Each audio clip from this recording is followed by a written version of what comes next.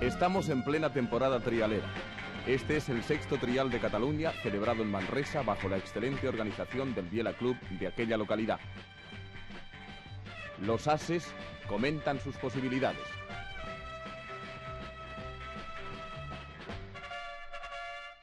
Aquí vemos al campeón de España, Pedro Pi, en animada charla con Oriol Puig Bultó, poco antes de dar comienzo a la prueba. Un total de 72 corredores tomaron la salida, debiendo cubrir un recorrido de 16 kilómetros por 2 veces y un total de 10 zonas de penalización en cada vuelta. Todas las zonas ofrecían un auténtico sello trialero, o sea, de gran dificultad, pero con total ausencia de peligro para los participantes.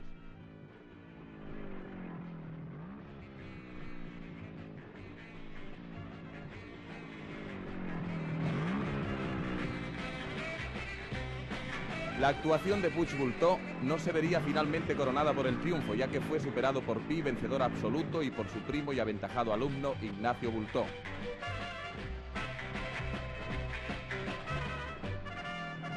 Una original variante de este trial fue que la organización dispuso que a partir de las 10 horas los corredores podían iniciar la prueba en el momento que les conviniera, tomando únicamente el tiempo en que la iniciaban.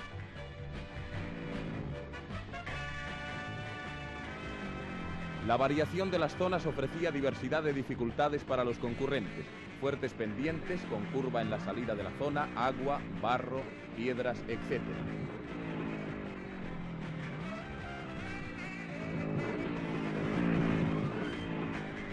Como ya hemos dicho, Pedro Pi fue una vez más el vencedor, demostrando su extraordinaria forma y absoluto dominio trialero. Aquí le vemos en plena acción, salvando impecablemente la dificultad de la zona y repitiendo la misma suerte en la zona siguiente.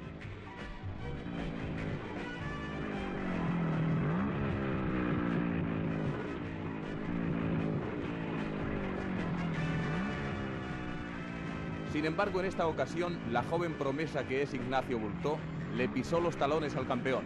Tan solo un punto de penalización separan a Pi del jovencísimo Bultó, lo cual demuestra las excelentes condiciones que este muchacho posee para el trial.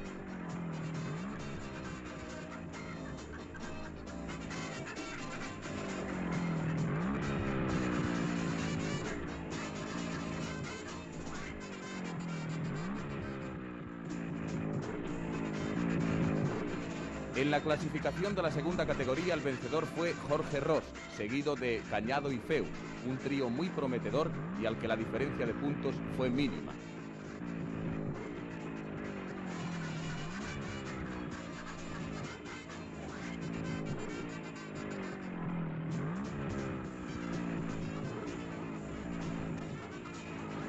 Pedro Taulé una vez más se impuso en la tercera categoría, con puntuación inferior al ganador de la categoría precedente, lo cual pone de relieve la extraordinaria clase de este magnífico trialista.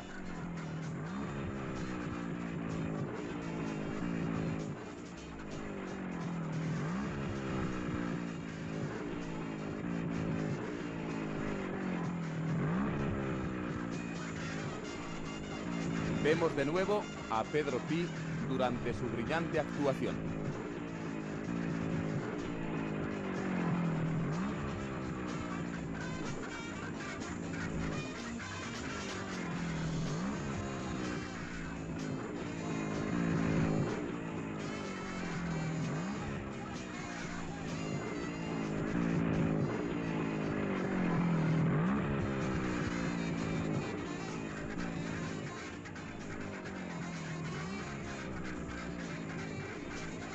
Pero no todo fueron triunfos y actuaciones brillantes. En el trial, como en todos los deportes, hay cara y cruz. Como vemos aquí a un participante a quien le resulta imposible superar la zona y finalmente cae. En resumen, el sexto trial de Cataluña obtuvo un completo éxito para sus organizadores. Mañana se disputará el Gran Premio de África del Sur, primera prueba puntuable para los campeonatos del mundo de Fórmula 1. En dicha carrera se esperan novedades interesantes, tales como el motor V12 del nuevo BRM que pilotará John Surtees. La culata es de moderno diseño, estando equipada con 4 válvulas por cilindro. Este domingo se abre la temporada de carreras en el circuito del Jarama, con una interesante reunión que agrupará a los Turismo, Gran Turismo, Sport y Sport Prototipo, cerrando la matinal una prueba de Fórmula 3. Las 4 primeras carreras serán puntuables para el Campeonato de España de Velocidad. En el circuito de Shandong Park, cerca de Melbourne, Chris Amon se ha proclamado vencedor del Campeonato de Tasmania, pilotando un Ferrari delante de su máximo rival de la serie tasmana, Hoshen Rai.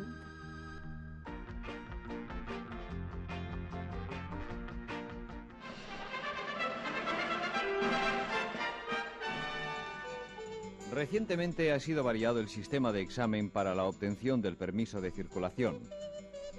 Esta variación, no obstante, no ha supuesto un cambio radical. En realidad se trata de una prueba anexa a la ya existente, a través de la que será posible comprobar si el futuro conductor está capacitado para conducir un vehículo a motor.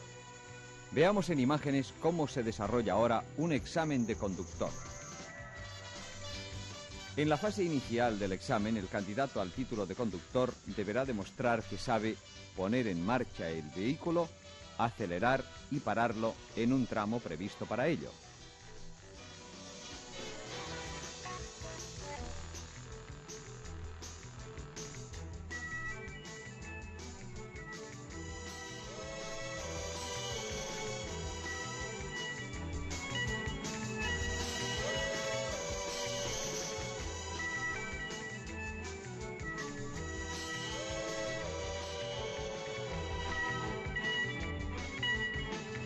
Seguidamente se procede a efectuar la maniobra de aparcamiento según el procedimiento ya conocido y al que tanto temen los futuros conductores.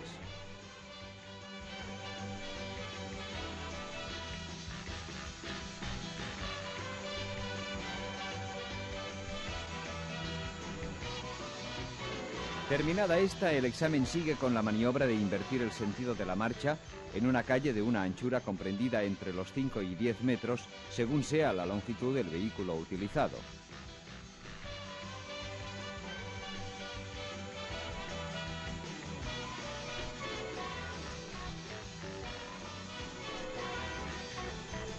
A continuación tiene lugar la maniobra de marcha atrás en curva e intersección de 2 vías con aparcamiento final.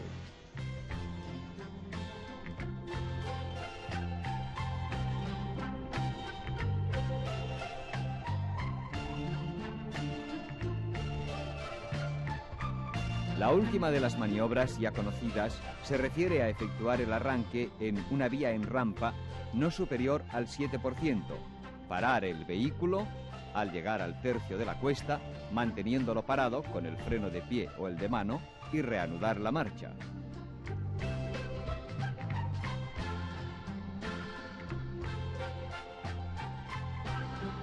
Superadas todas estas maniobras, con garantía suficiente, se procede a la última prueba práctica recientemente introducida en el examen y que consiste en una prueba de circulación en circuito abierto al tránsito público.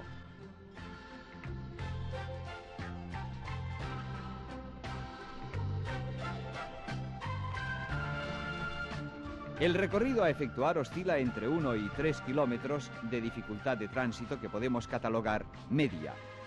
El itinerario comprende 2 giros a izquierda de relativa dificultad, una pronunciada pendiente y 2 tramos en recta, en donde el examinando deberá superar hasta los 50 kilómetros por hora. En resumen, un examen mucho más completo que el anterior y que sin duda habrá de conseguir que los noveles conductores tengan una más completa preparación.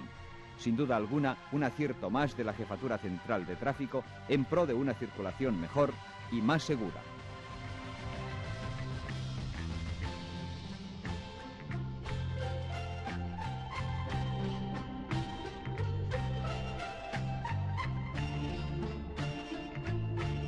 Cada día más la mujer interviene en el deporte, incluso en aquellos que hasta no hace mucho parecían privativos para el hombre. Este es el caso de Inés Bultó-Sagnier, sobresaliente practicante de la nueva y apasionante tendencia motorista, como sin duda es el motorismo de montaña. Con ello se ponen entre relieve 2 circunstancias positivas. La primera, que la fragilidad y limitaciones de la mujer es un mito, sin que ello suponga que el sexo débil pierde feminidad, gracia y belleza que le son propias, como en este caso. La segunda pone de manifiesto la total ausencia de peligro, como lo demuestra nuestra gentil protagonista, hija del prestigioso ingeniero y creador de una famosa marca motociclista española, don Francisco Bultó. ¿Practica usted el motorismo por influencia paterna? Bueno, yo creo que al principio, como siempre he tenido una moto, pudo influir un poco, pero ahora desde luego lo hago porque me encanta y encuentro que es una cosa estupenda.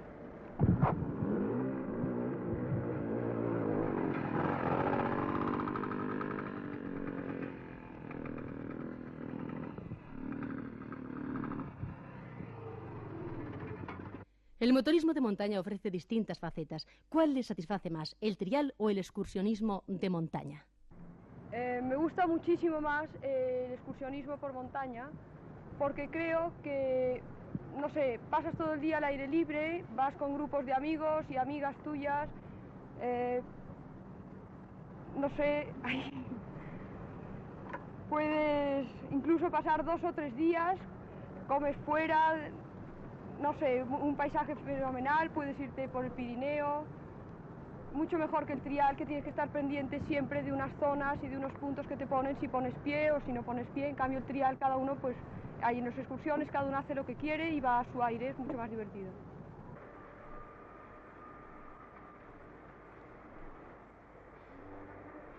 ¿Para una mujer es difícil dominar una máquina como la suya? No, no es nada difícil y yo creo que lo que no hay que tener nunca es miedo, porque es una cosa en la que no te puedes hacer daño y desde luego es una cosa fácil y puramente de habilidad, no hace falta tampoco la fuerza, o sea que yo creo que no es nada difícil para una mujer poder llevar una moto como la que yo llevo. Para terminar, ¿cuántos de sus hermanos son también motoristas? Bueno, pues somos 10 hermanos y todos, excepto el que tiene 3 años, que claro, aún no puede ir, tienen su moto, incluso el que tiene 5 tiene una moto pequeña hecha a medida para él. Y cada uno según su edad y su tamaño, pues tiene una moto a su medida. Gracia, belleza y dominio sobre ruedas, a pesar de los obstáculos.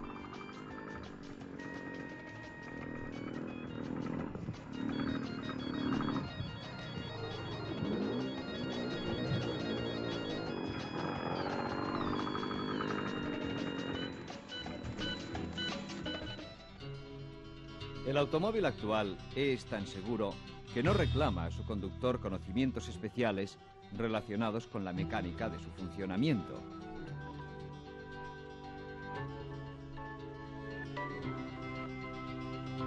Por otra parte, en la mayoría de carreteras de tráfico corriente abundan los talleres y estaciones de servicio en los cuales resulta fácil encontrar efectiva ayuda caso de producirse una deficiencia de funcionamiento en el coche, que en muchos casos es rápidamente resuelta en el mismo lugar del incidente por los vehículos de auxilio en carretera, que significan una ayuda oportunísima para el automovilista en dificultad.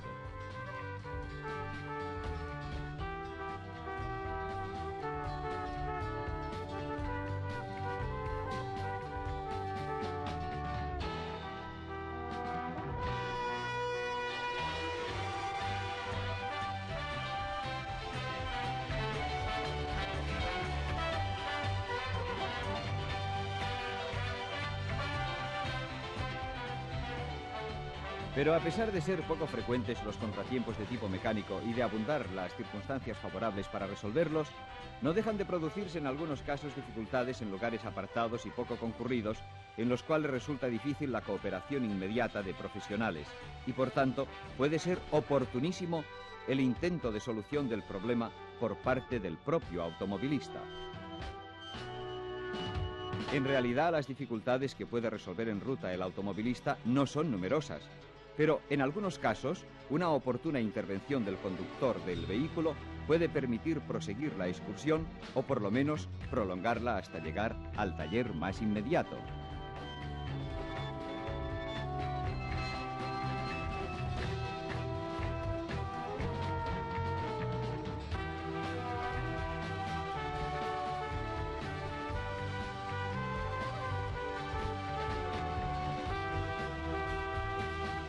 La mayoría de automovilistas tienen conocimiento del funcionamiento de su vehículo, pero muchos desconocen el emplazamiento de sus elementos funcionales básicos y en caso de dificultad pierden mucho tiempo antes de localizarlos. Tanto es así que no solo los automovilistas noveles ignoran su situación, sino que viejos automovilistas, conocedores de los antiguos autos, desconocen el emplazamiento de elementos básicos en los actuales vehículos. Para prevenir averías y pequeñas dificultades y para resolver las que pueden producirse sin disponer de la ayuda o cooperación de un buen mecánico, es conveniente que el automovilista conozca bien la situación en su coche de los elementos fundamentales, de su funcionamiento y de una manera especial de los que son básicos en la marcha del motor. Los referidos elementos quedan comprendidos en dos grupos: grupo de elementos correspondientes a la alimentación de combustible y grupo correspondiente al encendido para producir la combustión. En el dibujo esquemático que se presenta vienen indicados por separado los dos referidos grupos, que de hecho comprenden los elementos cuyas deficiencias suelen ser el origen de fallos o dificultades de funcionamiento del motor.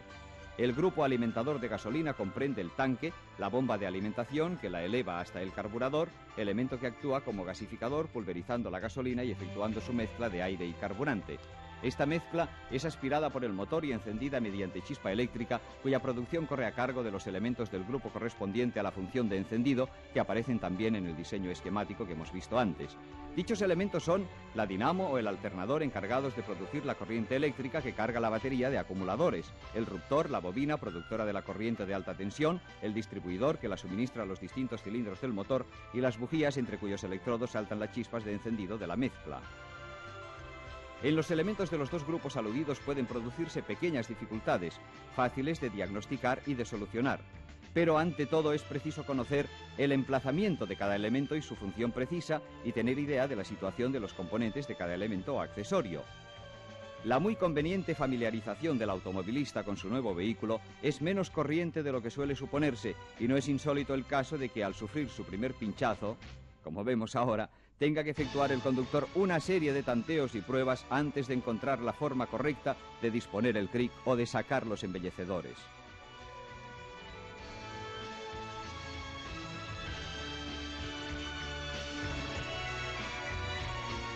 Al viajar en automóvil sin la compañía de un chofer profesional, obliga en muchos casos al automovilista a realizar las funciones de un mecánico y para salir airosamente de su cometido y realizar rápidamente y sin titubeos la reparación, es preciso una labor previa de preparación y de adaptación al adquirir un nuevo vehículo. En futuros programas nos referiremos particularmente a cada uno de estos pequeños inconvenientes con el deseo de que el automovilista pueda seguir su viaje o excursión. En el transcurso de los 10 primeros años de competición automovilista, la mayoría de pruebas se desarrollaban bajo reglamento muy elemental y se corrían sobre largo recorrido entre ciudades importantes con el itinerario vigilado en determinados tramos, pero abierto a la circulación.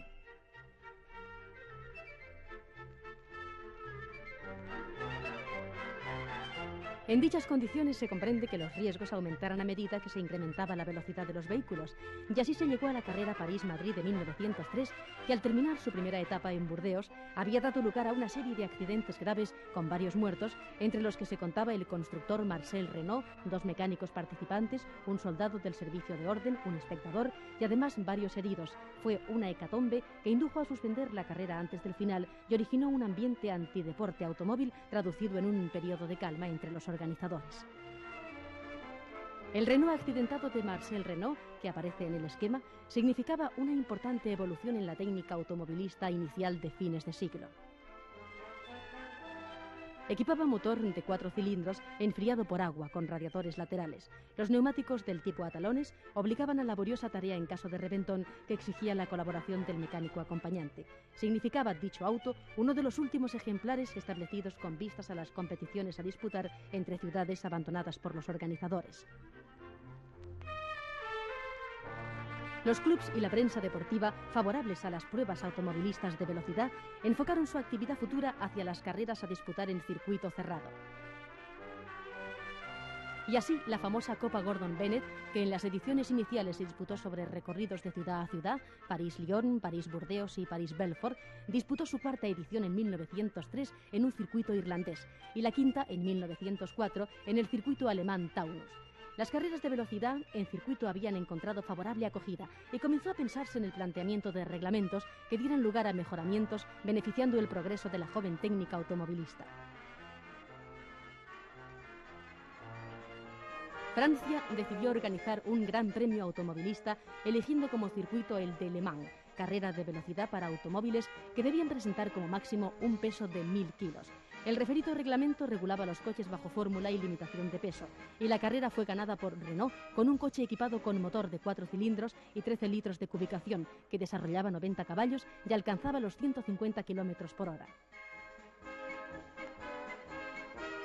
El Renault Desys, vencedor de la prueba, significaba un nuevo avance en la evolución automovilista, más largo, más bajo, con el radiador detrás del capó y equipando llantas cambiables que constituían una novedad y una simplificación notable en caso de reventón.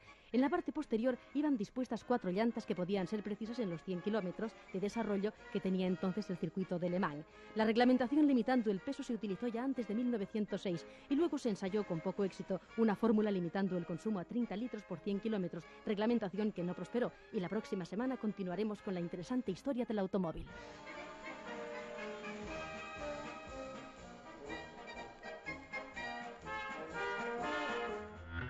Bajo la organización de la emprendedora Escudería Sabadell, se celebró el pasado día 22 de febrero la segunda edición del Rally de la Lana, premio Textil Riva y puntuable para el Campeonato de Cataluña.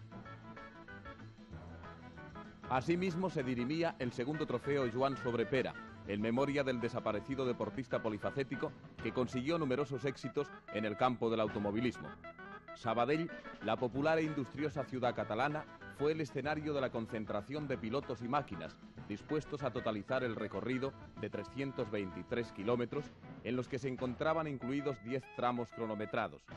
Esta edición del Rally de la Lana revistió un interés inusitado, tanto por la expectación como por la inscripción que agrupó a los pilotos más destacados de nuestra región. Entre los grandes candidatos a la victoria final figuraban los pilotos locales Jorge Catón y José María Fernández, que encontrarían una fuerte oposición en Manuel Juncosa, César Pérez-Joan y el joven valor de la escudería del RAC, Jorge Pla, todos ellos en disputa de unos puntos valiosos para el Campeonato de Cataluña. Sin embargo, la lluvia fina pero pertinaz, los despistes y la fatiga en las máquinas obligaron a muchos pilotos a desistir en su empeño de llegar al parque cerrado de Sabadell. Así, del cuadro de favoritos desaparecían en la noche el Alpine de César Pérez-Joan, el Audi 1275C de Jorge Pla y el Fiat Abarth de Manuel Juncosa. La suerte no acompañó al Benjamín de la gran familia deportiva, que veía una vez más frustradas sus esperanzas de conseguir una victoria y que dejaba el campo libre al piloto local Catón, quien a los mandos de su Porsche 911 estaba realizando una carrera muy regular que le llevaba a ocupar la cabeza provisional del rally, mientras que José María Fernández, como Alberto Bernaldo, perfectos conocedores del terreno, estaban a su vez empeñados en una lucha por el segundo puesto. Por otra parte, la revelación de la noche llegaba de manos del novel piloto Branco Kubala, hijo del famoso futbolista, quien con su Audi 1275C estaba realizando unas extraordinarias performances, imponiéndose a otros pilotos más adiestrados en estas lides.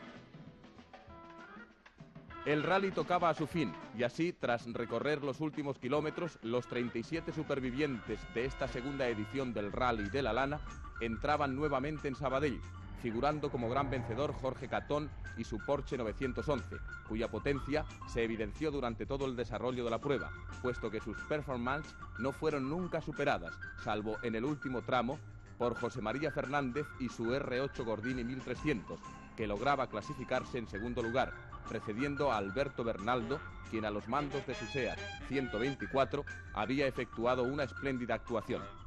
Por otra parte, Francisco Torredemer se vio superado en esta ocasión por el joven Branco Kubala. El trofeo por escuderías correspondió a la de Sabadell gracias a las clasificaciones de Catón, Bernaldo y Santiago Fleca, mientras en segundo lugar se clasificaba la escudería Montjuic, seguida de la Peña Motorista 10 por hora.